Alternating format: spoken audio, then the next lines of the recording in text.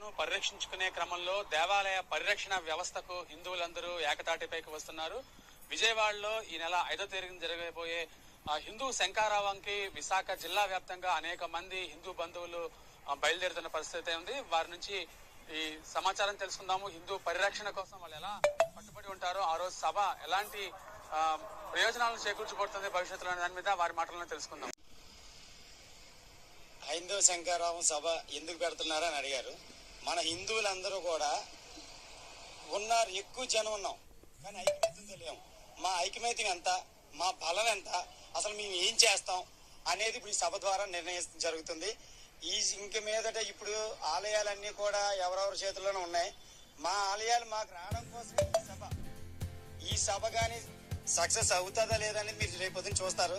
ఇది సక్సెస్ అయితే ఇంకా మాకు రావాల్సిన, హిందువులకు రావాల్సిన ఏవైతే తీర్మానాలు ఉన్నాయో, ఏవైతే మాకు రావాల్సినవి హక్కులు ఉన్నాయో అన్నింటినీ సాధించుకోవడానికి ఇంకా ఐకమత్యం అవుతున్నామని ఈ సభ ద్వారా మీరు నిర్ణయించడం జరుగుతుంది.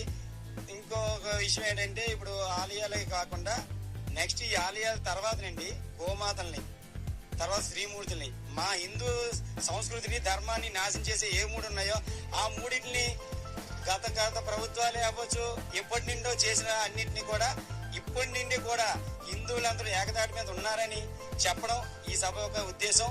తర్వాత మేము కూడా ఏం చేస్తాం అనేది ప్రతి జిల్లాలో, గ్రామంలో, మా వీధుల్లోనే, ఇప్పుడు మారుమూల గ్రామం అనుకున్నారు ఒకప్పుడు ఆరిలోని, ఇప్పుడు హెల్త్ సిటీగా మారింది. అలాంటి హెల్త్ సిటీలోనే 2000-3000 మందిని ఒక గ్రామంలో, అంటే ఒక ఏరియాలో 2000-3000 మందితో రిజిస్ట్రేషన్ చేయించడం జరిగింది. అంటే హిందువులు ఏకదాటి మీద వస్తున్నారు అని ఒక రకంగా ఇవ్వడం కూడా జరుగుతుంది.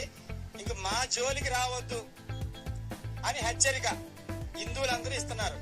దాన్ని మేము ఎందుకు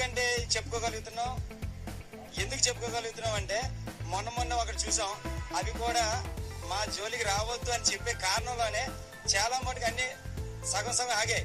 మాకు ఒక రకంగా సంతోషంగానే ఉంది, ఇంకో రకంగా ఇంకా ఎక్కువ మంది రావాలనేది మా ఆలోచన. అంటే మా దేశంలో మా హిందువుల్ని మేము పిలుచుకునే స్థితిలో ఉన్నామని కొంచెం బాధ ఉంది. కానీ మేము పిలకపోబట్టే రాలేదు. మేము పిలిస్తే రావడానికి రెడీగా ఉన్నారు, ఏకం అవడానికి రెడీగా ఉన్నారు. ఇంతవరకు ఎవరికి ఒక నాయకుడు లేదు. ఇప్పుడు విశ్వ హిందూ పరిషత్ నాయకత్వంలో జరుగుతున్న ఈ సభ సక్సెస్ అవుతుందని అనుకుంటున్నాం. సక్సెస్ అవ్వడమే కాదు, ఇంకా మీదట ఏది జరిగినా మా హిందువుల ద్వారా జరుగుతుంది. మా హిందూ దేశంలో మేము చెప్పిందే శాసనం అవ్వాలనేది మా ఉద్దేశం.